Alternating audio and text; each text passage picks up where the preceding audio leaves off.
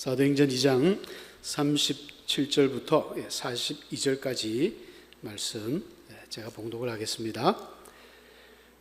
그들이 이 말을 듣고 마음에 찔려 베드로와 다른 사도들에게 물어 이르되 형제들아 우리가 어찌할꼬 하거늘 베드로가 이르되 너희가 회개하여 각각 예수 그리스도의 이름으로 세례를 받고 제사함을 받으라.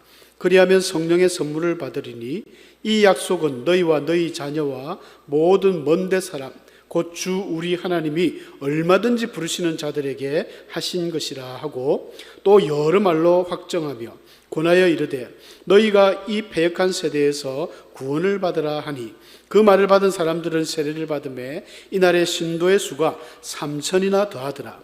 그들이 사도의 가르침을 받아 서로 교제하며 떡을 떼며 오로지 기도하기를 힘쓰니라. 아멘.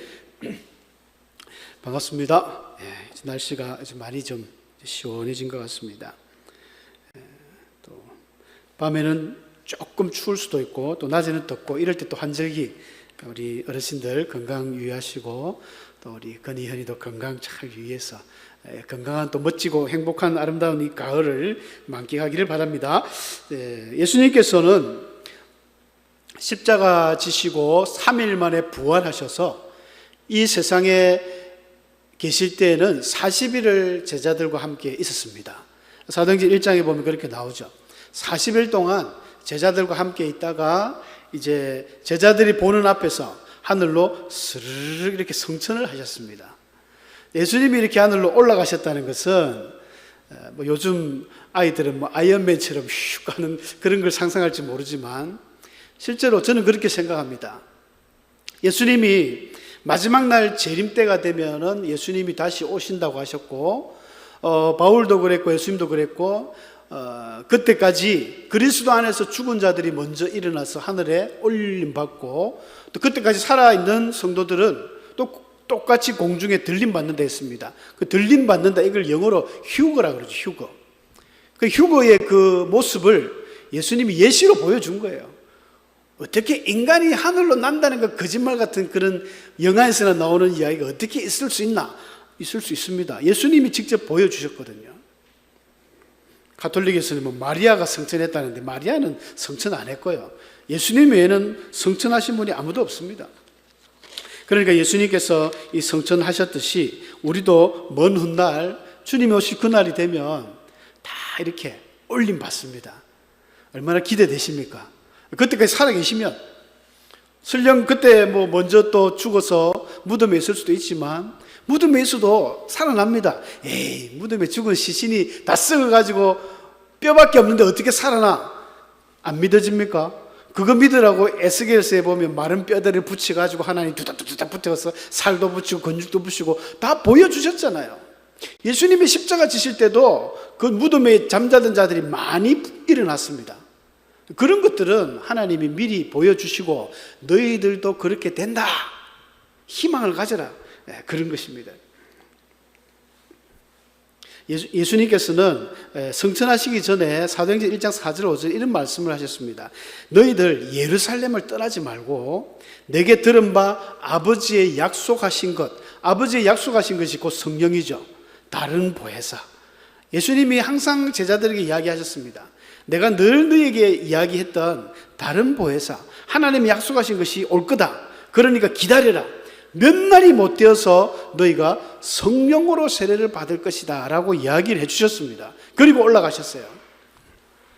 여러분, 몇 날이 못 되어란 이 말이 정확하게 며칠인지는 우리가 알 수 없지만 사도행전 1장과 2장의 말씀을 추정해보면 예수님은 그 6월절 날 이제 돌아가셨잖아요. 6월절 지나고 그 6월절 성만찬식도 하고 그 다음에 6월절 지나고 안식일 하루 전날 또 부활하셔가지고 40일 동안 있었기 때문에 여러분 오순절이라는 것은 6월절 다음에 50일째 되는 날이 오순절입니다. 예수님이 40일 동안 계셨고 그 다음 오순절날 성령이 임했기 때문에 근 약 10일 정도를 제자들이 기도를 했다고 봐야 됩니다. 사도행전 1장 그 후반에 보면 그 마가의 다락방, 꼭 마가라는 말은 없지만 늘 모이는 장소가, 집회 장소가 그 마가의 다락방이었기 때문에 그곳에서 한 120명 정도 되는 성도들이 모여서 전혀 기도에 힘썼다라고 성경에 기록되어져 있습니다. 그리고 나서 딱 그 2장 1절에 들어가면 오순절 날이 이미 이르렀다. 임이라는 말이 우리 한글에는 들어가 있어서 조금 오해를 할 수 있습니다. 이미 이르렀다는 이 의미가, 임이라는 말은 우리가 부사로서 벌써 왔다, 뭐 진작에 왔다 이런 표현이 임이라는 표현인데, 사실은 이 의미가 우리 원어적으로도 영어 성경하고도 안 맞는 번역이에요. 왜 의미가 들어갔는지 모르겠습니다. 그냥 원어적으로도 꽉 찼다, 무르익었다, 우리 과일이 무르익는 것처럼 쉽게 이야기하면 마침내, 드디어 이런 표현이 좋습니다.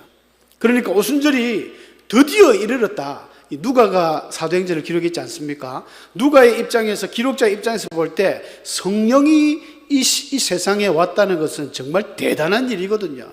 빅뉴스입니다. 최고의 뉴스죠. 하나님이신 성령께서 예수님의 성천하신 이후로 이제 이 지상에 많은 사람들에게 성령이 임한, 이걸 성령 강림이라고 우리가 오늘날도 성령 강림 주일로 지키지만은 엄청난 사건입니다. 그러니까 그것을 기대하는 마음으로 드디어 오순절이 왔다. 드디어 오순절이 왔다. 그러면서 이 오순절 날에 이제 성령이 임한 것을 이야기합니다.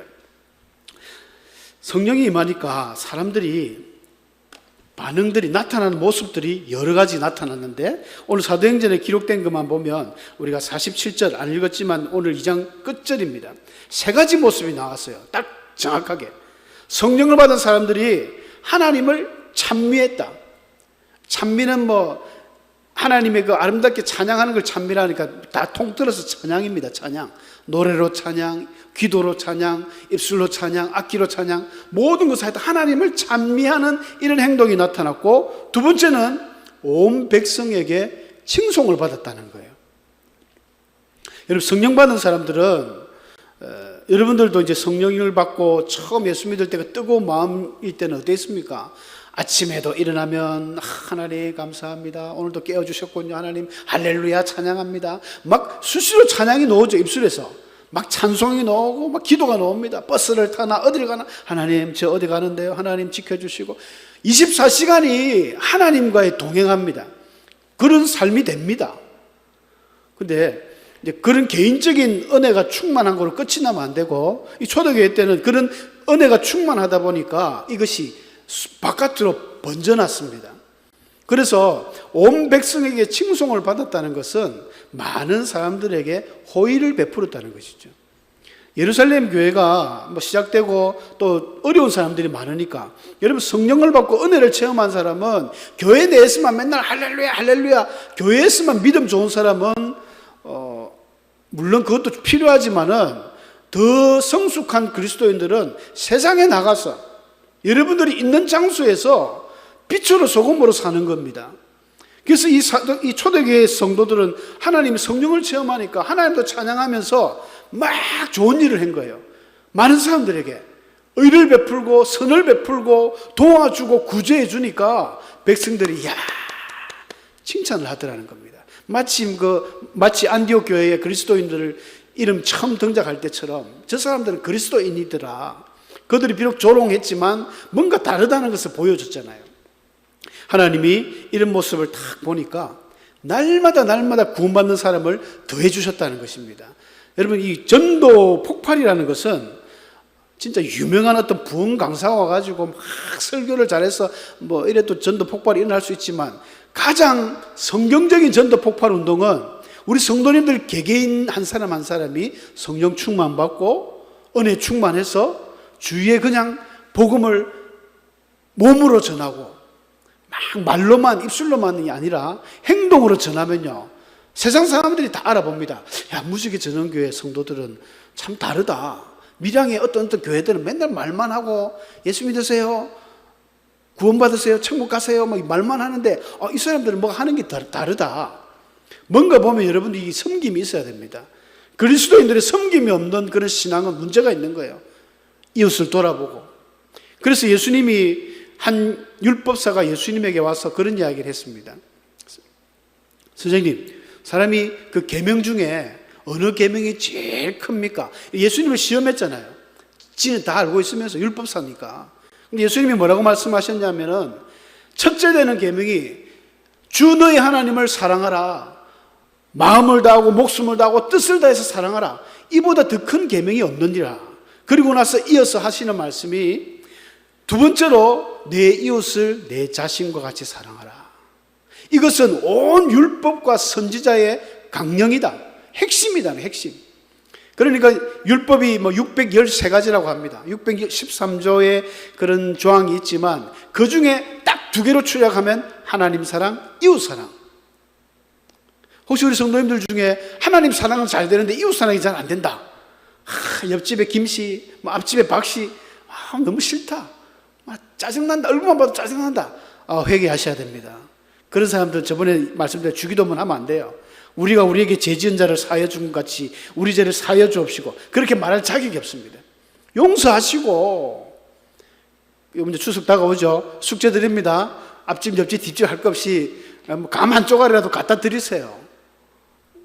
복음이 별거 있으면 꼭 예수 이야기 안 해도 사람들은 다 압니다. 이제는 교회가 전 세계에 얼마나 많은데요. 예수의 복음은 학교 다니는 애들도 그냥 교회를 안 다녀도 4대 성인으로 다 나옵니다. 율법 자체가 예수님의 그 율법이 하나님 사랑, 이웃 사랑이고 율법의 완성입니다. 참 감사하게도 이 오순절날 성령이 임했다는 것이 굉장히 의미가 있습니다. 여러분, 이스라엘 사람들이 애굽에서 출애굽을 해가지고 처음 출애굽할 때 그때가 이제 이 니산월 1월달이라고 하나님이 정해 주셨고, 문설주에 어린 양의 피를 바르고 허리띠를 메고 신발을 신고 급하게 밥을 먹으면서 유월절 식사를 마치고 떠났지 않습니까? 그렇게 떠난 이스라엘 백성들이 하나님의 그 약속의 시내산에 도착했을 때가 한 50일 걸렸어요. 50일 만에 시내산에 도착해서 하나님과의 거룩한 언약을 체결합니다. 너희가 나의 거룩한 백성이 될 것이다. 제사장 나라가 될 것이다. 너는 나의 거룩한 소유가 될 것이다. 막 하나님과 거룩한 언약을 체결합니다. 그때는 농사를 할 수 없는 형편이었기 때문에 그 50일에 큰 의미가 없지만, 하나님께서 가나안 땅에 들어갈 때는 딱 농경사에 시작하면서 농사를 시작할 때는 딱 씨를 뿌리고, 밀을 6월절 다음에 밀을 처음 뿌리거든요. 뿌려가지고 딱 그 초실절 49일째 수확을 하는데, 49일이다 보니까 77에서 77절이고 또 그 다음날이 50일째가 오순절로 또 잔치를, 큰 대회를 벌입니다. 굉장히 의미가 있어요. 첫 것을 드린다. 그래서 하나님이 모세를 통해서 이스라엘 백성들을 출애굽해가지고 처음으로 율법을 주셨잖아요. 율법. 이 율법이 뭡니까? 예수님은 이 율법을 하나님 사랑과 이웃 사랑이다. 이것이 성령을 통해서 내려오게 된 거예요. 성령을. 오순절날. 하나님이 어떻게 보면 각본적으로 딱 맞춘 것 같아요. 그래서 아까 오순절이 이미 이르렀다, 드디어 이르렀다, 이 말의 의미가 아마 하나님은 오순절날 성령을 내려야지 하나님의 그 타임테이블에는 있었을 거예요. 하나님이 딱 계획에 맞춰서 오순절날 성령을 내렸습니다. 참 이 성령도 대단하죠. 이 성령이 내릴 때 사도행전 2장에 등장하는 이 성령으로 인해서 사람들이 방언도 했는데, 이 방언은 소위 우리가 오늘날 하는 방언의 은사라든지 기타 성경에 나오는 방언하고 차원이 틀린 딱 한 번 등장하는 유일한 외국어 방언입니다. 외국어 방언. 무슨 말이냐면 베드로를 비롯해가지고 수많은 제자들이 모여서 방언을 저마다 하는데, 나는 한글로 했는데 듣는 사람이 영어로도 알아듣고 일본 사람도 알아듣고 중국 사람도 알아듣고 다 알아듣는 거예요. 신기한 일이죠.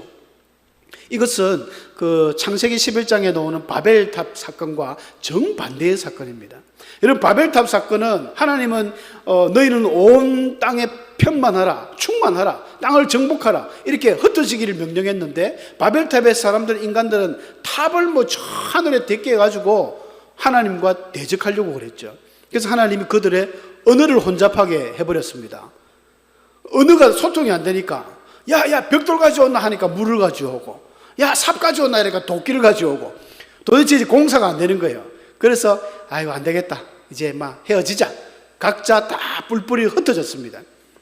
이 사건과 정반대로 이 오순절날 임했던 방언의 은사는요, 나는 그냥 이야기하는데 모든 사람들이 다 알아들어 버려요. 이게 성령의 기적입니다.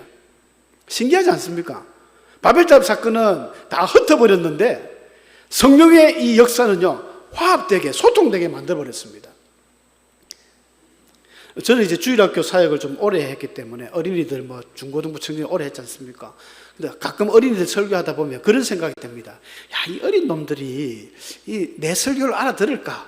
그런데 신기한 것은요, 성령의 역사하면 아이들도 그냥 어려운 거 속속 빼고 지금만 딱 들으면서 은혜를 받아요.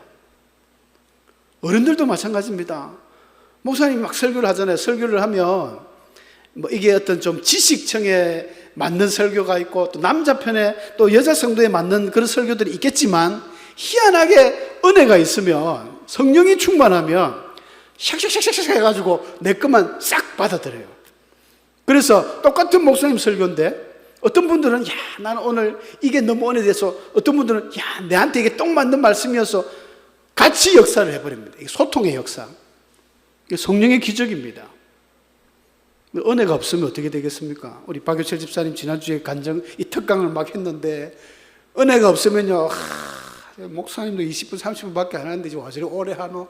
말을 무슨 말인지 하나도 못 알아듣겠다. 저게 뭔 소리고? 와 저리 어렵노? 불평이 나고 짜증이 날 거예요. 근데 막 밴드 막 올라온 내용들 보니까 다들 은혜를 받으셔가지고, 우리 집사님 얼마나 준비를 했겠습니까? 제가 또 많이 들었습니다. 몇 주간 준비를 하고 밤늦게까지 하고 또 여행 연습까지 하고 그랬는데, 은혜가 없으면요, 목사님이나 특강 발표자나 아무리 준비해도 열매가 없습니다. 바벨탑처럼 무슨 소리인지 모르겠다는 거예요. 목사님 말씀을 무슨 말이야노? 은혜가 있으면 진짜 개떡같이 설교를 해도 찰떡같이 알아듣습니다. 그런 우리 은혜로운 성도님들이 되시면 좋겠습니다. 이 초대교회에 일어났던 이 역사예요. 성령의 은혜입니다. 성령이 필요해요. 성령이. 그래서 교회가 드디어 시작됩니다. 이 성령의 충만을 받은 사람들이 다 모이니까 성령이 임하니까 일단 회개하거든요. 회개하죠. 막 좋은 일도 많이 하죠. 이러니까 교회가 하나 만들어집니다. 예수님께서 한 번은 그 마태복음 16장 16절에 보면 가이사랴 빌립보 지역을 지나면서 제자들에게 물었습니다. 세상 사람들이 나를 누구라 하더냐? 예수님은 걱정이 되는 거죠. 세상 사람들은 관심 없습니다. 그 사람들이 예수님을 어떻게 생각하는 관심 없지만, 제자들이 요놈들이 내가 3년이나 데리고 있었는데 예수님 곧 돌아가시거든요. 얘들이 진짜 나를 메시아로 알고 있을까? 걱정이 돼서 물어봤는데, 우리가 아시는 대로 베드로가 덥석 나와가지고 주는 그리스도시요 살아계신 하나님의 아들입니다. 이야, 아주 퍼펙트한 대답을 했습니다. 예수님이 칭찬하는 거예요.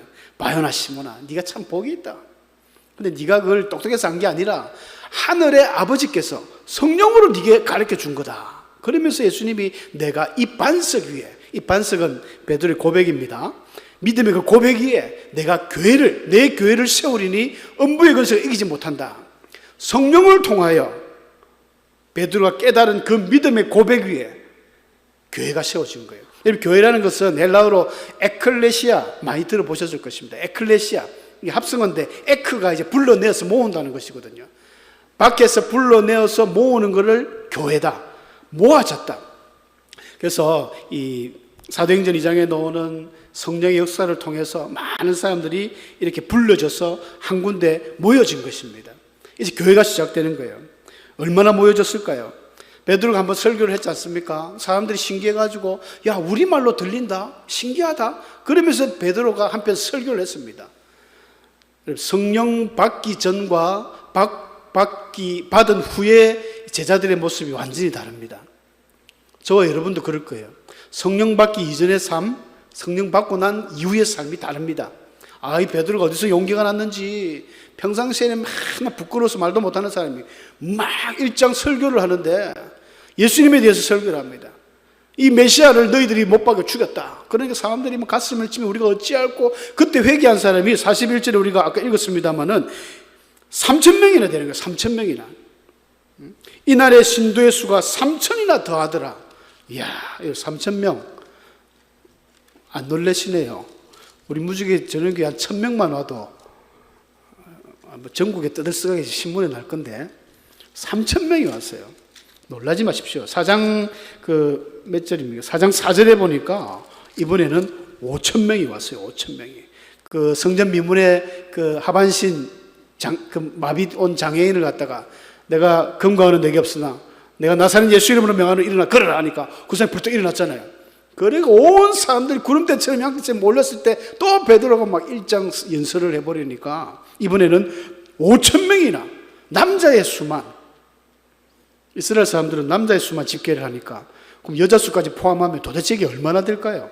그래서 초대 예루살렘 교회는요 최소 1만 명 이상입니다. 많이 보면 2만 명까지도 볼 수 있고 어마어마한 교회가 돼버렸죠. 그 많은 교회 사람들이 이제 뭐니 해도 문제는 이제 먹을 게 없죠. 주로 이제 노예들이 많았기 때문에 그래서 주일날 성만찬을 하는데 부자들은 떡을 많이 갖고 옵니다. 많이 갖고 와가지고 이제 고린도 교회의 바울이 이야기한 성만찬의 오류가 부자들은 돈이 많으니까 예배드리고 밥을 먹어야 될 거 아니에요. 그래서 집에서 떡을 막 이만큼 챙겨옵니다. 하인들 시켜가지고 갖고 와가. 자기 거니까 막 먹고 포도주도 마시고. 근데 가난한 사람들은 노예들은 그 얻어먹는 것도 하루 이틀이지 눈치 보이잖아요. 잘 못 먹거든요. 근데 이 부자들은 막 예배 드리기 전에도 성만찬 하기 전에 먹고 취해가지고 막 나자빠 지가 있으니까 바울이 그 의미도 모르고 먹는 거는 자기가 죄를 먹는 거라면서 아주 혼을 내는 그런 일이 있었죠. 그러니까 바나바도 밭을 팔아서 사람들을 섬기고 막 이런 일들이 예루살렘 교회에 일어날 수밖에 없었습니다. 자, 예루살렘 이 큰 교회의 출발은 성령 충만이었습니다. 성령 충만으로 교회가 시작되었다. 오늘날도 뭐 당연히 성령으로 시작하는 교회지만은 그렇지 못한 교회들도 많이 있습니다. 그러나 초대교회 이 교회만큼은 무조건 성령이 강림해서 사람들이 성령이 충만해서 다 모여서 하나님을 찬미하고 찬송하고 그래서 사도들의 설교를 듣고 이렇게 교회가 출발한 거예요. 자, 그러면 성령이 중요하지 않습니까? 어떻게 성령 충만할까요? 답은 오늘 본문에도 나옵니다. 베드로가 마음에 찔려서 사람들 우리가 어찌할꼬 할 때에 우리 38절 말씀 글자 보입니까? 한번 같이 읽어보도록 하겠습니다. 시작. 베드로가 이르되 너희가 회개하여 각각 예수 그리스도의 이름으로 세례를 받고 죄 사함을 받으라. 그리하면 성령의 선물을 받으리니. 예, 답이 나와 있습니다. 성령의 선물을 받는 비결은 죄를 회개해야 됩니다. 죄 사함을 받아야 됩니다. 예수님을 영접하셔야 됩니다. 회개하고 예수 그리스도 이름으로 세례를 받고 제사함을 받고 예수님을 영접하는 그 기도가 있을 때에 우리에게 성령이 임한다는 것입니다. 사도 바울은 고린도서 12장 3절에 고린도 교인들에게 이런 이야기를 합니다. 하나님의 영으로 말하는 자는 누구든지 예수를 저주할 자라 하지 않고 또 성령이 아니고는 누구든지 예수를 주라고 고백 못한다는 것입니다.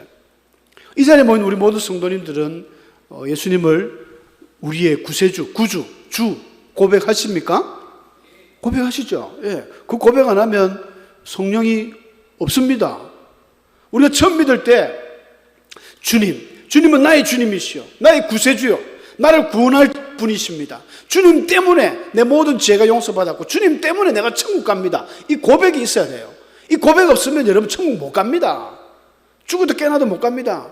그런데 이 중요한 것은 내가 이렇게 믿음으로 고백할 때, 죄사함을 받고 고백할 때 어떻다고요? 우리 안에 성령이 오십니다. 여러분 잘 몰랐죠? 이걸 성령의 내주라고 합니다. 내주. 성령이 있는데 우리 아이들도 마찬가지예요. 건희 현이도 성령이 왔는데 잘 못 느껴요. 이게 우리가. 성령이 분명히 내주하고 있습니다. 그래서 간혹 가다가 내가 나쁜 짓을 할 때마다 야, 너 왜 그래? 그러지 마. 교회 안 가려고 합니다. 그래도 교회 가야지. 예배 드려야지. 자꾸만 거룩한 울림을 주는 게 이제 성령의 어떤 음성이라고 보시면 되는데 이게 약해요. 많이 약합니다. 그래서 성령의 내주와 성령의 충만은 다릅니다. 우리는 성령 충만해야 돼요. 성령이 충만하면 성령이 막 내 안에서 뭐 엄청나게 충만해가지고 기적이 일어납니다. 초대교회에 일어났던 이 성령의 역사는, 성령의 충만은 그 깊이가 한이 없었습니다. 여러분 이걸 쉽게 제가 설명을 해드리려고 온갖 생각을 하다가 이런 좋은 아이디어를 하나님 주셨는데, 집에 어린아이가, 작은 아이가 말이죠, 유치원쯤 아니면 초등학교 1, 2, 3학년 1학년, 2학년까지는 그래도 아직 재롱을 떨지 않습니까? 집에 가면 할아버지, 할머니 앞에, 엄마, 아빠 앞에 재롱을 떱니다. 아이들은 항상 기쁘잖아요. 아이들 하루에 480번 웃는다 그러죠. 어른들은 틀립니다. 항상 웃는데 스마일입니다. 그 아이를 보면 우리도 기뻐요. 근데 이놈이 오늘따라 어디 유치원 갔다 오고 학교 갔다 오더니 좀 얼굴이 우울해요. 우울해. 야, 너 오늘 왜 이렇게 시무룩해? 왜 그래? 하니까 뭐 그냥 그래요. 오늘 뭐 그래요. 근데 이 어린 아이 마음에 엄마 아빠를 사랑하지 않아서 그런 건 아닙니다. 엄마 아빠를 사랑해요. 엄마 아빠를 좋아하는데 그냥 내가 기분이 우울한 거예요. 근데 그 기분을 풀어주기 위해서 어떻게 합니까? 엄마는 아이가 좋아하는 맛있는 요리를 합니다. 아빠는 또 숨겨놓은 비상금을 아이한테 딱 줍니다. 내일 맛있는 거 사 먹어. 그럼 어린아이가 막 입이 막 해발칙 해가지고 굉장히 기뻐하죠. 그러면 언제 그랬냐는 시 아빠, 엄마 와가지고 오늘 내가 말이지 왜 이렇게 우울했냐면 학교에서 누구 때문에 이랬어. 뭐 할아버지 할머니 보실래요? 하면서 내가 또 춤추고 또 장기자랑을 합니다. 굉장히 기뻐하는 거예요. 여러분 성령 하나님도 마찬가지입니다. 성령을 기쁘게 해드려야 돼요. 우리 안에 계신 성령이 기뻐하는 행동, 기뻐하는 말, 기뻐하는 삶 이런 걸 우리가 하면 성령이 안에서 춤을 춥니다. 성령이 기뻐하는 게 뭐겠습니까? 예배요, 기도요, 찬양이요, 말씀이요 이런 것밖에 더 있습니까? 여러분 요한 1서에 보면 그런 말씀이 있죠. 야고보서인가? 잠시 헷갈립니다. 너희가 성령이 시기하기까지 죄를 사모한다는 거예요. 여러분 우리 인간이 너무 나약하기 때문에 약한 존재이기 때문에 자꾸 죄를 지으려고 그래요. 마귀가 꼬드키거든요. 근데 만약에 죄를 지을 때쯤 되면 성령이 한쪽 구석에서 진짜 이런 말씀하기 그렇지만 성령이 막 찌그러져 있는 거예요. 찌그러져가요. 성령이 시기하는 거예요. 너 왜 그러니? 좀 하나님 말씀대로 살아야 되는데 점점 성령이 그 어린아이 마냥처럼 자꾸만 쭈그러듭니다. 성령이 있긴 있어요. 믿음으로 고백하는 모든 주의 성도들에게 성령이 내주합니다만 이 내주하시는 성령을 충만히 끌어올려야 돼요. 그러면 놀라운 일이 일어납니다. 우리 육신의 질병도 낫고요. 우리 영적인 어떤 우울함과 우리 여러 가지 감정들이 시원하게 뚫힙니다. 막혔던 문제들이 해결됩니다. 당연하죠. 성령이 충만한데. 그래서 여러분들 주일 때마다 찬양을 뜨겁게 하시고 기도할 때 뜨겁게 하시고 오늘도 기도하겠지만 이런 성령이 충만하게 임하면 놀라운 일이 난다니까요. 그것을 여러분들이 체험하기를 주의 이름으로 축복합니다. 이루어질 수 있습니다. 왜냐하면 우리는 다 성령을 가지고 있기 때문입니다. 성령을 기쁘시게 하면, 성령님을 기쁘시게 하면 성령이 충만해집니다. 우리 함께 기도하시겠습니다.